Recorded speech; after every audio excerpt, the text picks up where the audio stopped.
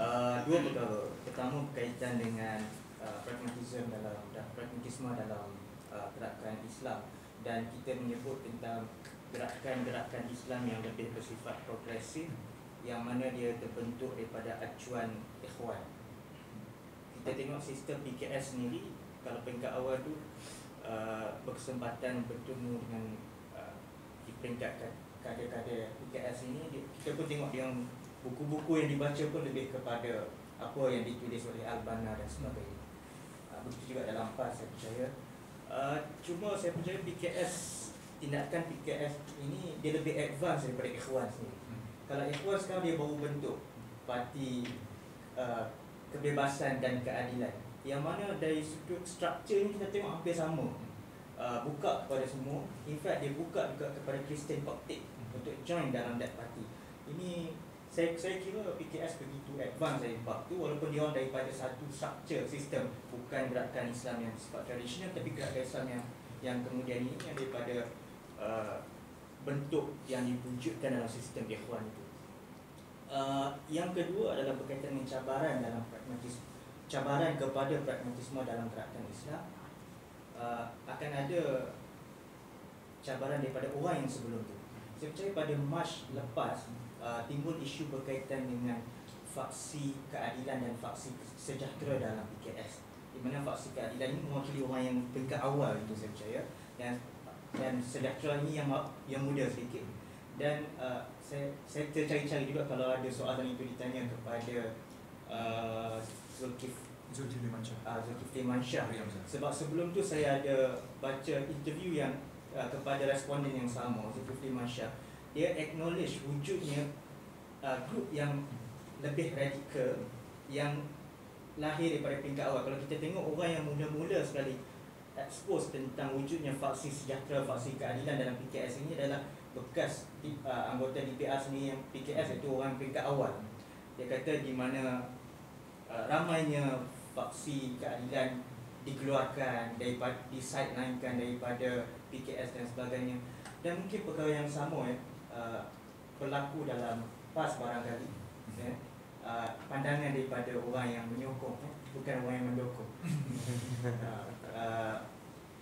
Maksudnya adanya grup yang saya percaya grup ini dia boleh terangkan apa itu negara kebajikan, why kita lipat daripada nama negara Islam. Tapi ada juga di peringkat-peringkat akar umbi, saya percaya masih lagi melaungkan negara Islam sebagai satu bentuk negara, menggambarkan negara Islam itu solusi kepada semua masalah yang timbul. Saya percaya ada cabaran itu timbul sama ada dalam PAS ke, dalam PKS juga ada. In fact saya percaya dalam interview itu juga disebut bila dia pergi satu daerah Banten itu, dia terpaksa juga menyatakan we admit kita akan implement syariah something macam tu. Jadi dua perkara. Pertama kaitan dengan pragmatism. Ikhwan sekarang ni nampak macam follow PKS dan sebagainya dalam bab itu. Dan juga wujudnya dua kelompok ini. Ini belum lagi bercakap tentang kelompok yang ketiga di luar PKS. Cuma saya percaya PKS lebih beruntung sebab dia ada kelompok-kelompok Islami yang begitu radikal dan membolehkan dia nampak lebih moderat. Di Malaysia kita tak ada. PAS itulah PAS, tak ada kelompok yang menunjukkan ada yang lagi radikal daripada PAS. Jadi kadang-kadang PAS dia jadi my humble opinion, dia jadi kadang-kadang nak ke kiri ada, nak ke kanan ada. Jadi orang nampak dalam dua sisi yang berbeza. Saya rasa kalau di Malaysia ada Hizbut Tahrir Malaysia, tapi mereka ni masih lagi kecil sangat. Mungkin kalau dulu Arkam ada, mungkin dia membawa satu masa yang lain kan. Kalau saya nak tambah sikit lah respon. Suasana Indonesia, contohlah orang selalu samakan dalam PAS model namakan Erdogan nak bakar kan. Turki, model Turki. Saya tak tahu Ustaz. Ada orang melihat begitu kan. Dia sebenarnya macam saya sebut tadi, sejarah PAS ini kita bermula daripada masyarakat yang melihat Islam itu sebelah sisi yang mana Islam hanya tertentu, sembahyang, puasa, zakat, haji, nikah, kahwin kan. Kemudian di antara perjuangan yang kita bawa yang amanah Ajadi yang kita, walaupun tak didengar habis itu amanah Ajadi, nak bawa supaya umat Islam terima dulu apa itu Islam. dan hari ini masyarakat sudah boleh menerima Islam. Bahkan UMNO ini dalam telefon aku UMNO cakap lebih berlepas. Jihad, tasawuf. Saya terkejut. Wasatiyah, asabiyah, terkejut saya dengar dia punya. Maknanya masyarakat, even Muslim dan non-Muslim sudah boleh menerima Islam. Model Indonesia, model Islam yang baru nak diketengahkan. Orang melihat Islam itu seolah-olah satu yang sangat negatif, masih negatif. Di Malaysia, orang sudah menerima Islam. Daripada orang tak kenal Islam, orang kenal Islam. Daripada orang tak kenal hukum-hukum dalam Islam, orang dah mula bercerita tentang undang-undang Islam. Jadi, adakah, ini pandangan kan? Adakah perlu untuk kita berundur ke belakang, menyembunyikan nama Islam? Sedangkan sekarang ni sudah ada dua pilihan di hadapan. Adakah nak nasionalis ataupun nak Islamik? Jadi, masyarakat seolah-olah sudah boleh menerima Islamik itu. Ini pandangan saya di dalam lah. Seolah-olah masyarakat sudah boleh menerima Islam. Jadi kalau masyarakat sudah boleh menerima Islam dan sedikit asas Islam itu sudah ada, kenapa perlu kita retreat? Kenapa kita perlu jadi macam di Mesir? Mereka baru tekanan berpuluh tahun, ulama dibunuh, ribuan ulama dibunuh, tekanan sangat kuat. Sama macam Turki, ribuan ulama dibunuh. Mereka menggunakan parti keadilan keadilan itu. Jadi dalam PAS ini pun ada juga golongan-golongan yang baru masuk. Kan? Kenapa kita tidak buang di Islam? Kan? Kita buang di Islam, letak parti keadilan ke apa ke kan? Biar semua rakyat boleh terima. Kan? Saya di antara yang berhujah, orang sudah kenal Islam, orang terima Islam, kenapa kita nak buang Islam? Dah kan matlamat kita berjuang untuk Islam. Jadi saya rasa golongan ini memang ada dan saya mewakili golongan tu. Dan saya PAS lama dah. Dan saya masuk dalam PAS susah tak menang pun lagi. Kan? Jadi dia ada dua golongan. Golongan pertama nak menang je. Hak baru masuk kemudian. Yang masuk kata keadilan kan. Mana hak masuk nak menang je.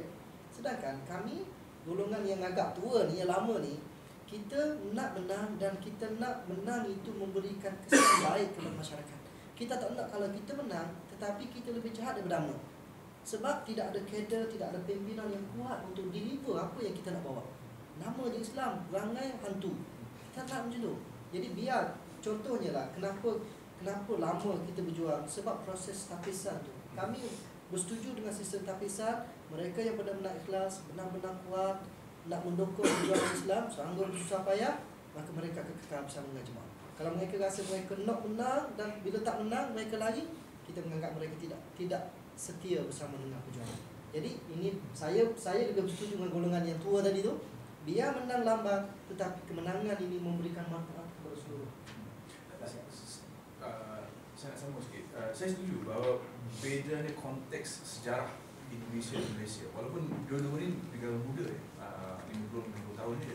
Tapi saya rasa dari segi sejarah post-kolonial kedua-dua negara ni jauh berbeza. Kerana konteks Indonesia dengan Malaysia tak dapat dibandingkan. Malaysia tak pernah mengalami diktator militer di mana mahasiswa ditembak di tepi jalan saja. Di depan mata orang. Kita tak pernah mengalami itu. Dan saya setuju bahawa dalam konteks PAS sekarang ni di Malaysia, saya rasa PAS tak usah pandang ke belakang dan cuba menunjukkan kata Islam tu. Itu saya rasa bukan isunya. Itu bukan isunya. Kerana dalam konteks Malaysia daripada tahun 60-an, 70-an sehingga ke sekarang, Islam itu sebagai satu idea telah saturate semua level masyarakat di Malaysia. Jadi nak bincang tentang football ke lembu ke, Islam pun masuk juga. Macam mana pun Islam tu dah masuk semua dah. Jadi itu bukan soalannya. Tapi satu poin yang saya nak tanya tu, ya ini apabila Abdul Razak Taman bilang kalau kita menang, kita tak mau jadi lebih hantu daripada UMNO. Saya rasa ini di sinilah pragmatisme PKS juga.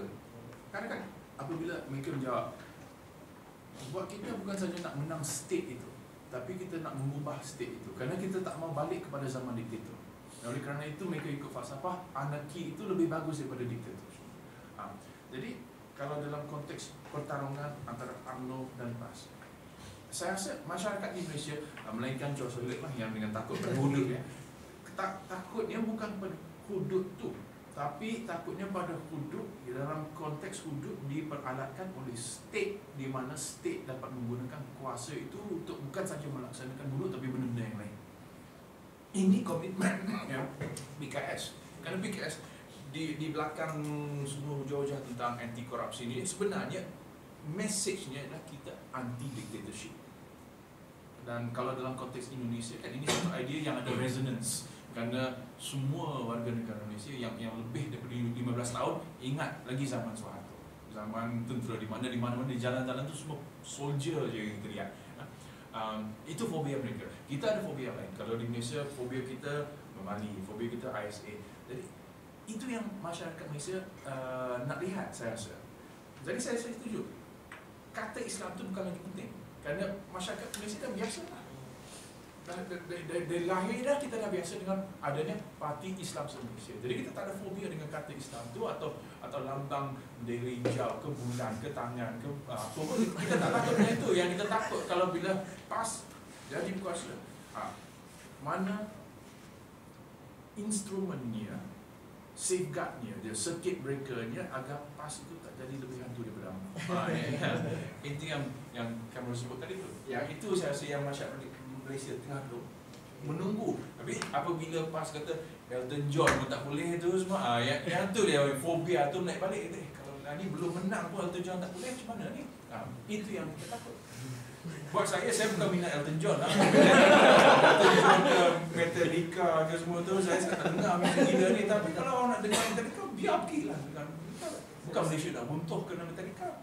Saya rasa mungkin ketakutan rakyat itu ialah pada kita takut PAS memperjuangkan isu yang dianggap remeh ataupun dianggap itu satu sphere peribadi yang ini bukan tak ada kena mengenai dengan state pun. Bagaimana orang nak melihat PAS ni boleh mentadbir negara, bukan sekadar mentadbir individu. Maksudnya memastikan individu di semayang, solat, melaksanakan ibadah-ibadah khusus. Tapi macam mana PAS boleh mentadbir masyarakat supaya social justice itu tercapai? Jadi saya rasa macam PKS dia dapat membezakan antara gerakan dakwah satu bahagian di mana itu memang eksklusif untuk mendakwah mentadbir individu dan meletakkan satu lagi parti politik dalam bentuk nasional. Tapi saya rasa mungkin PAS tak berpeluang ke arah itu kerana seawalnya dia telah wujud dua dalam satu. Dakwah dan politik itu satu kali.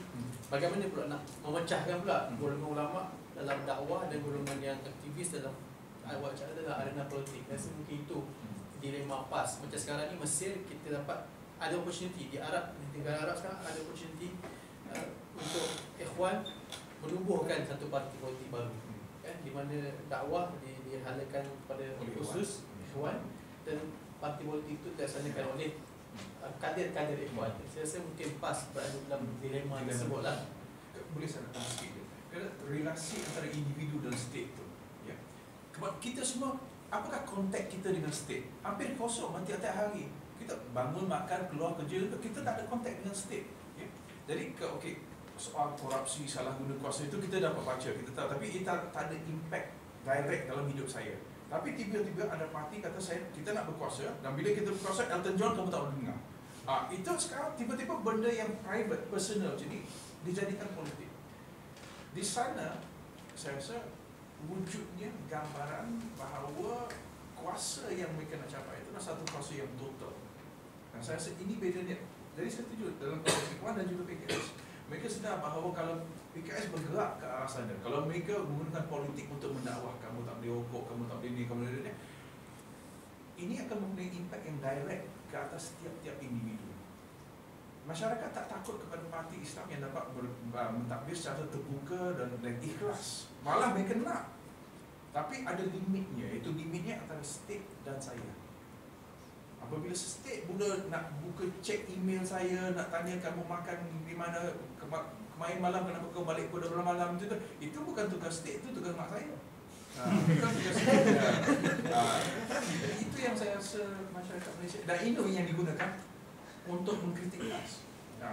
Yang hari ini perjumpaan rapat Choice Elect, bodoh tu saya pasti itu yang mereka akan bincang kan. Kata, kalau PAS menang ya, kamu tak